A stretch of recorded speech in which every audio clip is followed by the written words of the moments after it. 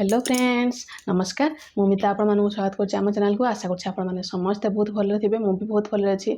आज मु स्पेशली आपण मानक पई गोटे बहुत सुंदर वीडियो आनिछि। एटा को आपण माने आपनको डेली लाइफ रे निश्चय यूज करंतु। जे भी हेउना कांगी समस्त पई एटा किछि ना किछि बेनिफिट से मानक बॉडी रे निश्चय ही देबो। एटा गोटे बहुत सुंदर हेल्थ केयर वीडियो। एटा को स्किप न करी आपण माने फुल देखंतु एंड आपनको डेली लाइफ रे एटा को यूज करंतु। देखिबे आपनको देह बहुत सुस्त रहबो। तो चलंतु वीडियोटी स्टार्ट करिबा।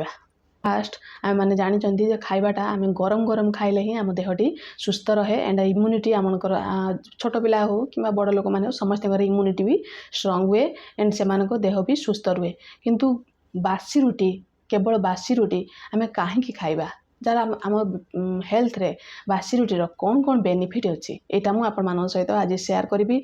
एंड जो मैंने बासी रुटी खाऊना से मैंने निश्चय बासी रुटी मिनिमम आपण मैंने 1 मंथ यही बासी रुटी डेली सकाळे आपण मैंने मॉर्निंग रे खातु। देखिए आपण मानकु बहुत भल लगे। आपणकर हेल्थ रे निश्चय किसी ना किसी चेंज आसीबो।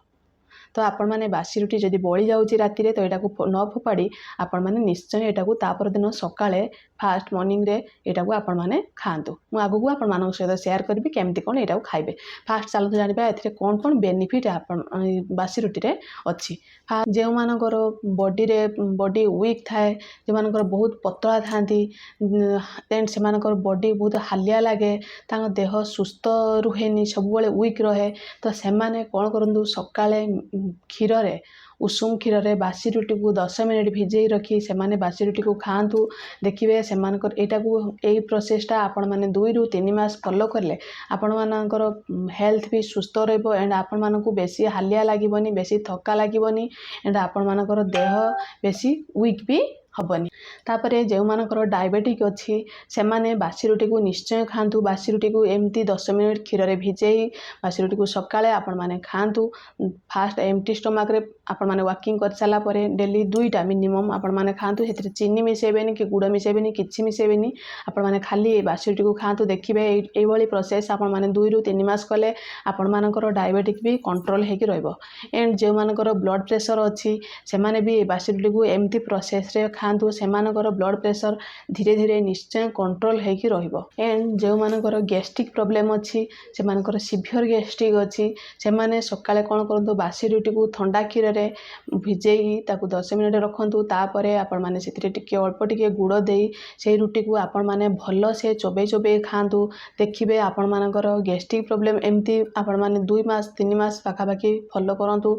देखिबे आपण मानकर गैस्ट्रिक प्रॉब्लम भी धीरे धीरे प्रॉब्लम क्योर हे जिवो एंड आपण मानकर डाइजेस्टिव सिस्टम भी आपण मानकर निश्चय बढ़िबो। जो माने पतला हवा चाहते से माने बासी रुटी को निश्चय खातु। से मानकर डाइजेस्टिव सिस्टम बढ़िबो। जो मानकर डाइजेशन भल से हो जाए से माने मोटा हुंतिनी तो से मानकर डाइजेशन सिस्टम बढ़िबो। से मानकु भरपूर मात्रा रे फाइबर मिलबो जा फल रे से मानकर धीरे धीरे वेट लूज भी हेबो।